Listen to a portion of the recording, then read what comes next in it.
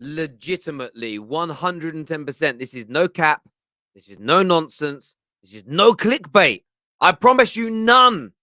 Manchester City are 110% scared of Arsenal.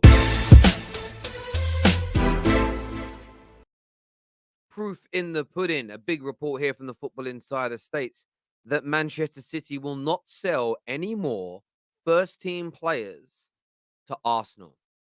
An inquiry is taking place internally, and questions are being asked at Man City about why they allowed two first teamers, Gabriel Jesus and Zinchenko, to join a rival who are now their biggest competitors to win the league title. Let that sink in. Let it sink in for a minute. Just a wee moment. Man City have an internal inquiry as to why these transfers were allowed to happen. And some people out there don't want to take Arsenal seriously. Man City, Pep Guardiola, Sheikh Mansour, one of the greatest run football clubs on planet Earth, has internal investigations going on. Their key decision makers are being grilled. Their key decision makers are being scrutinized as to why they've allowed two brilliant players, two massive assets within the Man City regime to join Arsenal. It's huge news. It's huge, huge news. And it just goes to prove that Arsenal was so written off at the beginning of the season that Man City thought, well, we can let them go to Arsenal. We want to raise some funds. The players want to go. Arsenal are going to be no problem to us. Let's let them go there. It also shows now that Man City, most people's favorite for the title, are scared of Arsenal. Facts. You don't put a new policy in place at your football club to sell no more players to Arsenal without there being a sense of fear, a sense of they're back, they've arrived, they can challenge us. This is clear for everybody to see. And it's been going on for a while now. You know, I've been talking about this from the summer. They scared me. I thought, damn, this team looks good. They look back. Then we saw the rivals start to challenge them. The media bashed them. And they're still being written off. Again, Gary Neville still thinks there's going to be a 20-point swing between now and the end of the season. But Man City are just debunking the myth that Arsenal are just an also run, that Arsenal are not serious, that Arsenal are not there to compete. And even if they don't win the league title this year, Arsenal are establishing themselves back as one of the best teams in Europe this campaign. And they're going to be there or thereabouts for the next 3 to 4 years minimum. There is no doubt at all in my mind. I want to take a look here at a clip, though, I saw on TalkSport today. Very interesting about why Arsenal fans are not all quite believing yet. I want to get your take on this. I really want to get your take on this. Can't say Arsenal weren't ruthless. They beat Wolverhampton Wanderers by 2-0 at Molineux. It was live on TalkSport, and it cemented the Gunners as the Christmas #1 in the Premier League for this season. So tell me, Adrian Clark, because I know you spend a lot of time in that particular part of North London. You've got a lot of connections to your former club. Why are Arsenal fans refusing to admit that their team are in a title race this season? Just playing it down. We don't want to get ahead of ourselves. Because I want to pause it there a minute. Firstly, make sure you download the One Football app right now. Get that done. Scan that QR code on the screen, or click on the link in our description below. One of the best, in fact, I'm a liar, the best one-stop shop for football on planet Earth. Scores, statistics, transfer news, live Serie A games, and much, much more. It's free as well. It don't cost you a pretty penny to get that downloaded now. But let's go back to this video. And as Adrian Clark just said there, we're playing it down a little bit. And that's true. Playing it down, though, doesn't mean that you do not believe. Because the bottom line is, and I think we all know this deep down, the bottom line is when players get injured from Mikel Arteta's first choice 11, that is when the problems will start.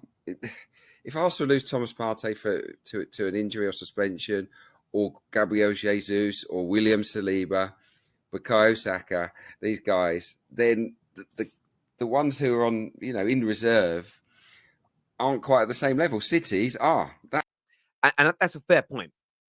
But that's saying that you're going to lose 2 or 3 of those players for a long period of time. There is that 5-point gap to consider. It's why most Arsenal fans will tell you it's absolutely imperative that Arsenal invest in January and improve their squad. But I think Arsenal fans are playing it. Some Arsenal fans are playing it down purely because they don't want the banter that comes with not achieving it. There is almost this element at the moment, and I still think you saw the victory over Wolves make more and more Gooners speak about. We've got to talk about the title race. I think the festive period, when they win the majority of those games, will create more converters. Every game that Arsenal win is going to create more and more converters. Like I say, I've predicted Arsenal to win the league now. If I get it wrong, do I care? I mean, I don't care about predictions being right or wrong anyway. Any YouTuber that thinks their career is going to be made or destroyed because they get a prediction wrong is crazy. It's not how. It's not why you guys tune in for what Terry predicts. You come in for the conversation, the banter, the takes, and the ability to have your say. That's the point, right? That's the community. But I think we're going to see more and more of that coming soon. I don't know if you guys have seen it. Let's take a look at what Patrick had to say last night on the Top 6 show. Take a look at this. Will that continue? Will Arsenal continue and sustain this form? No, I'm not saying. No, I'm not saying so. they will. I'm So saying, that's- can you do it? that's- Because if you're going to finish above Arsenal, that means you. So let me stop that. Patrick made the claim that he still believes Tottenham will finish above Arsenal this season. This is still being pushed out there, you know. Still thinks they're finishing above Arsenal. Will have to match what they've done and do more. Yeah. So I'm asking, That's not unthinkable. When I said last year Arsenal, Tottenham would finish above Arsenal, everyone laughed at me. We did all of this, you know, people lost bets, and we finished above them. So I don't understand why it's like it's so. Patrick, Guys, let me hand this over to Gal. I want to get an Arsenal fan's response to this. It's weird watching my own videos back. I'm not going to lie. Go on, Gal. Patrick, there's a categorical difference from what happened last season and this season. First of all, last season we were talking about like a 4-point difference at the end of the season. Right now we're talking about a team that has won 12 of their first 14 games. You've dropped more points in your last 4 games than we've dropped the whole entire season. You can't compare yourselves to Arsenal at this moment in time. If you were to say, it's true. I get what Patrick's saying. Patrick is like a lot of rival fans. And he's also representing that group of Arsenal supporters that doesn't like being put into a title race yet. There is the hope from rivals of a catastrophic, gargantuan, greatest ever collapse in the history of title challenges in football. I think if City go from this point to winning the league by 20 points, some people may look at that as a gargantuan collapse. I mean, that's to have a 20-point swing. It's a hell of a lot of defeats between now and the end of the season. And it's likely that City drop points as well.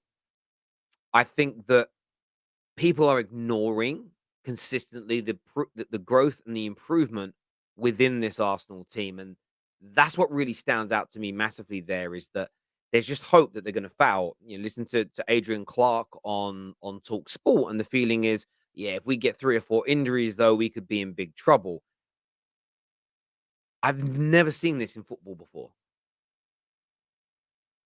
I've never seen such delusional hope, prayers, and praying for a collapse in my life. Maybe the last time I saw something similar was Man United fans praying in 2014 for Liverpool to not win the season when they were, 5 points clear with 3 games to go, something like that. There was a lot of hoping and wishing then, and it happened. But this is monumental.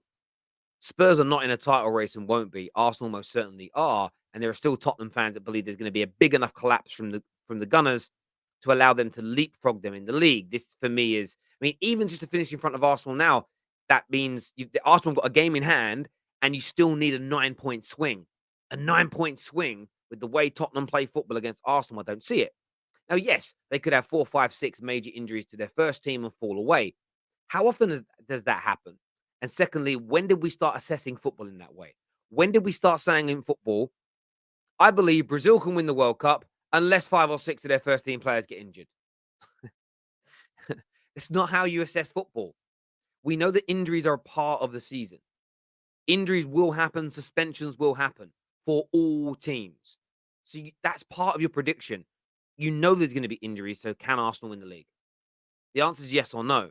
Not they can if they don't get injuries, because they're more likely to get injuries than not. I just want to see a few more people be a bit more candid, a little braver, and say what they really think and feel inside. If you think you're not going to win the league, then just say, I don't think we're going to win the league, because we will get injuries, because there'll be suspension. We just don't quite have enough. But this, we are league champions if we don't get any injuries. It just feels like a bit of a fallacy to me, because it's impossible. It is absolutely impossible. This season alone, Partey's missed games. Smith Rowe's missed large parts of the season. To name just a couple, Zinchenko's missed games this season. They've already had injuries. You know, they had to put in Ben White at right back because Tommy Asu didn't start the season fit, and they're 5 points clear at the top. So barring all their first team getting injured, which is highly unlikely, they're going to get more injuries. Why can't they stay the course? Makes no sense to me as criticism. But I want your views and I want your figures. Remember, the overarching story of this is Man City are now scared of Arsenal. They will no longer entertain the idea of players moving between the two football clubs. There is an internal inquiry going on right now to find out why this was allowed to happen in the first place. I want your thoughts and I want your feelings on that, my people. Make sure the One Football app is downloaded right now. Get that done. Smash the like button. Leave us a comment below as well. Until next time, take care. Goodbye. God bless. And we'll see you all again soon. Thank you.